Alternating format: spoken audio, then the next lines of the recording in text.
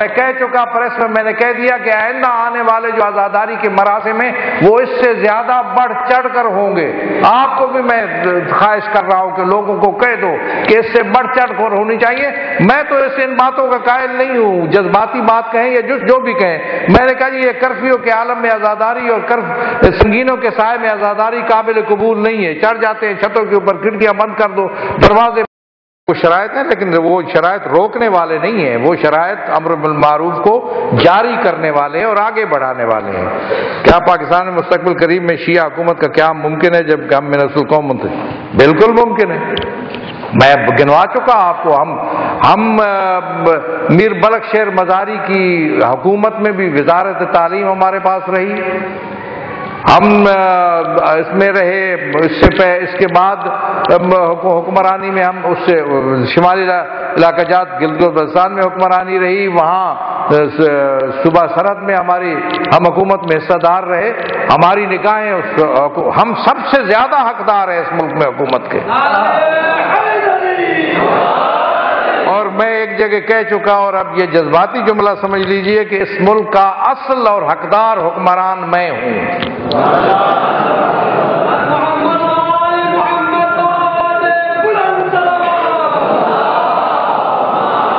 اگر کوئی یہ حق ہمیں کوئی نہیں دیتا تو یہ حق پہلے بھی تو نہیں ملا تھا، اس کے باوجود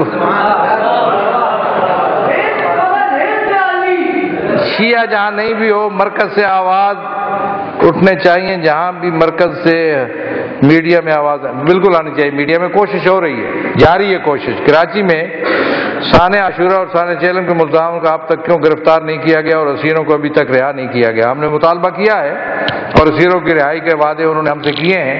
البتہ کچھ مشکلات ہیں، ان مشکلات کے حوالے سے ہم بات کی اور حل ہو جائیں گے انشاءاللہ۔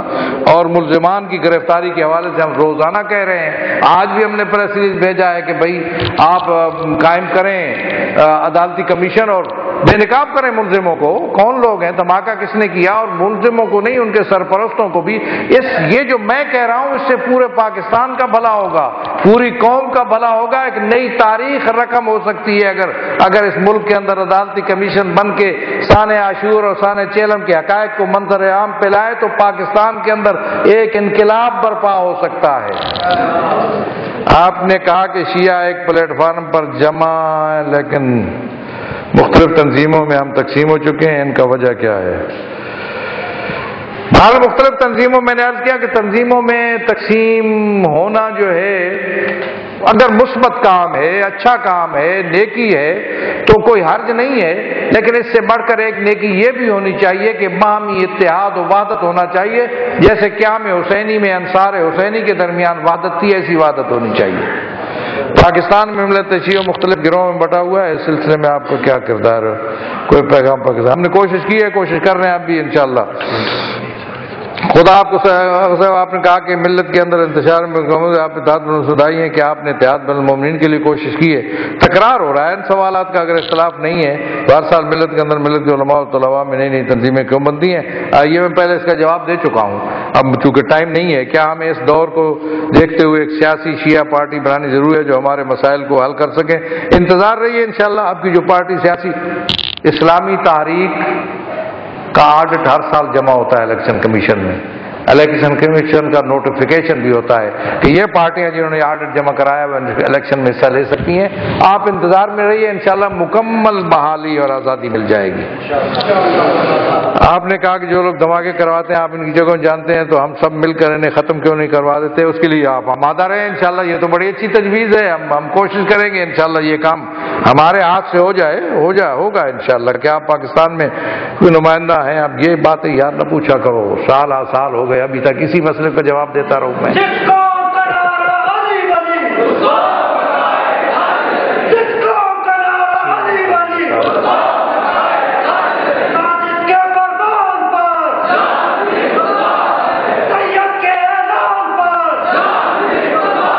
بس جی وہ کہتے ہیں جی اب میں کیا پڑھوں جی، وہ کہتے ہیں کہ اگر باپ اگر اس کی کیا سند ہے، اور آغا ابوالفضل بہاؤالدینی کون ہے؟ وہ بھی نمائندہ ولی فقیہ ہے۔